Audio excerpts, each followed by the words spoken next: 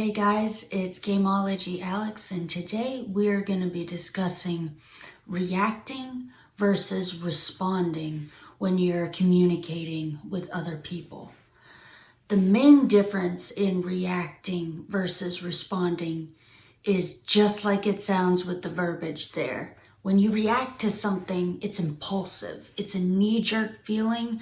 You could describe it as feeling triggered.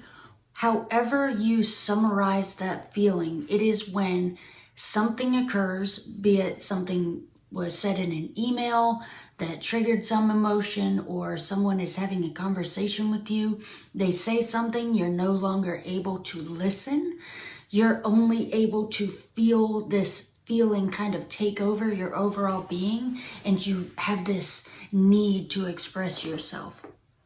The reason why we want to control that is because it tends to be totally unproductive.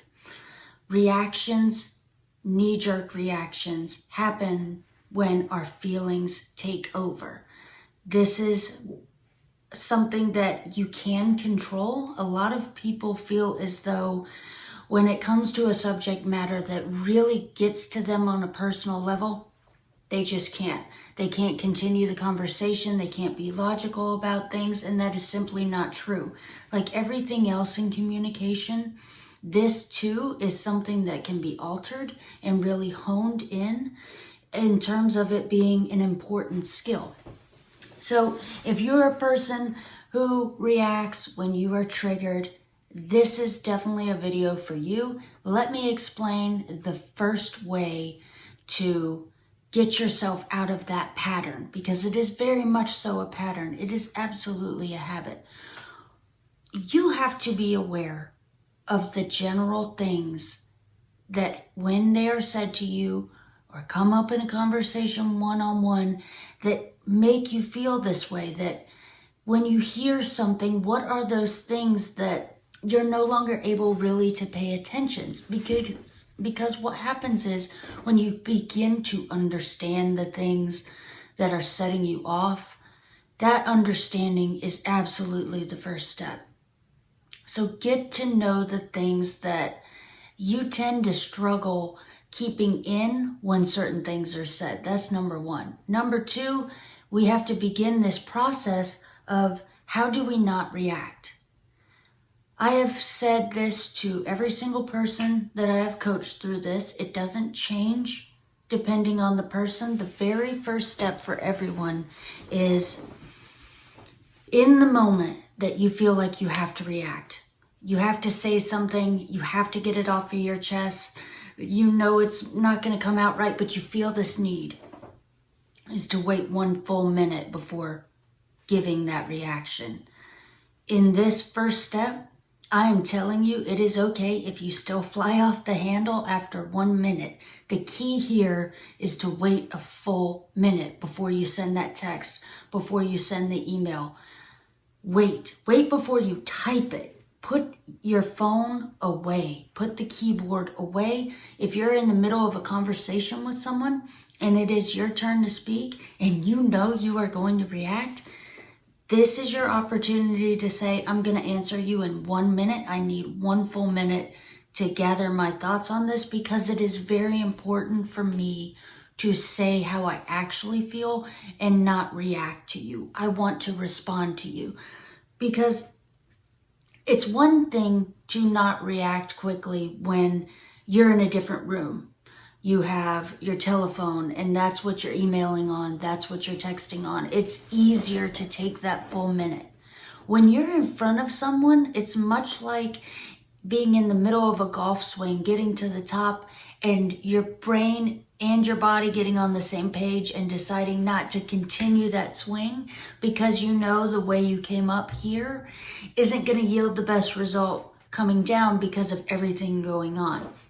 That is so hard to do. If any of you are golfers, that is a very challenging thing to do. Same thing with baseball. If you're going to swing and then you decide, oh, no, something's off, to not fully swing takes a lot of restraint. So if you're in front of someone, your best bet and the honestly, this works so well because people are a lot more understanding than we give them credit for. I think we're our own critics, and so we think other people aren't going to give us an opportunity. But truly, the key to opportunity is to give yourself the opportunity for a person to react the way you want them to by saying, like I just mentioned, I want to respond to you rather than react.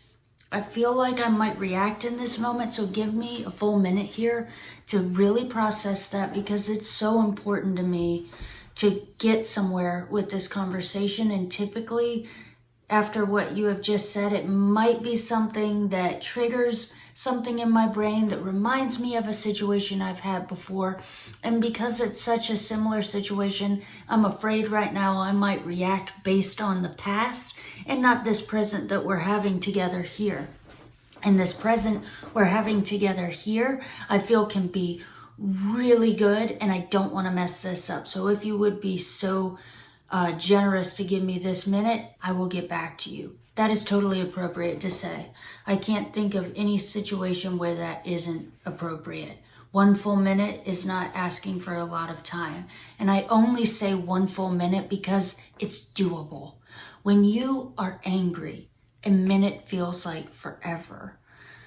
It's not, though. Take that time. And in that time, you don't have to do a lot of thinking. You don't have to do a lot of anything. What I want you to do in the next time that you feel this need to text something back that's a little aggressive, maybe a little more emotional than would be professionally acceptable or even polite, is to gain awareness about what your body is doing during that minute, because you're waiting. You're not in this action of texting back something that you might regret. You're currently going to be in the action of doing nothing. And so there's an awareness that comes to that. There's an awareness that comes to looking at the clock for a full minute, waiting for that to pass, and then you get to react, knowing that your reward of being able to react is coming. Helps you calm down because you're just focused on something else. Point blank, period. After you are able to fully wait a minute, notice how your text message changes.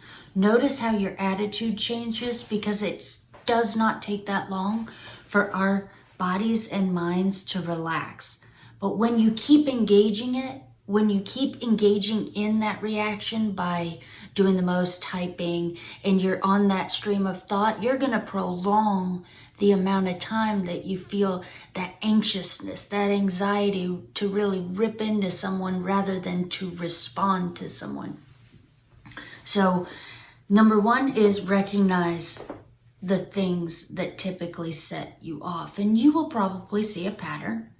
And growth is only accomplished when you are able to look at your own self and analyze the patterns. That's the only way you're going to break a pattern, is to first recognize them. So that's number 1. That's easy enough. Number 2 gets a little bit harder. That full minute of waiting can feel very long. The third thing you're going to do is, as you practice this, the time that you take in between reacting needs to get a little bit longer. And that is different for different people. For me, it may only take me 1 full minute now that I know what I'm doing. I know I'm doing this to myself, this waiting game, because I know what that does to me psychologically. It calms me down. It allows me to be more rational. I'm not flooded with all kinds of adrenaline because I know what's going on. I know that deep down, my need to react versus to politely respond is a me problem. It's a you problem. You're never going to be able to control other people and what they say to you. Never. You'll always be able to do things to control the way you react to things. And that is what this is all about. Take a little bit longer each time before you react. And what you will notice is the longer time you spend in this mode of, I'm not going to say this right now because I'm just not sure if it's actually how I would feel if I took a minute, the longer you can take in that space, the better you will become at responding. More pause time, the answer this person is going to get from you is going to look more like a response and feel less like a reaction. A response is something that takes into account what the other person says and doesn't leave a lot of open room for anger and emotions. At the core of this, and to conclude this here, it's so important to understand that all of your life experiences, the things you observe around you, conversations you observe other people having, reactions you observe other people having, imprint on you. And those imprints become outputs when you have conversations that remind you of those things. It's critical to understand that just because you've observed and even been in a similar situation does not mean this is the same situation. History does not have to repeat itself. You do not have to feel out of control and that, oh, well, I always react like that when this is said. That doesn't need to be the case. You have to learn to control your own consciousness by becoming more conscious.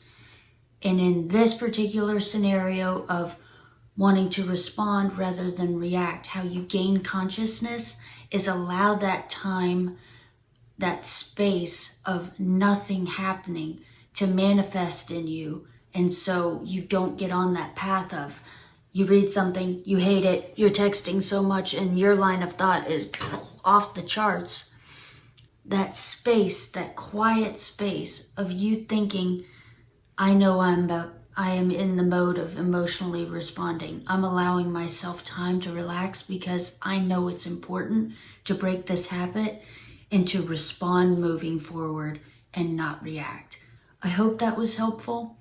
If you're enjoying this content, I encourage you, please click the subscribe button below. I appreciate you. I wish you the best in your conversations today. And until next time,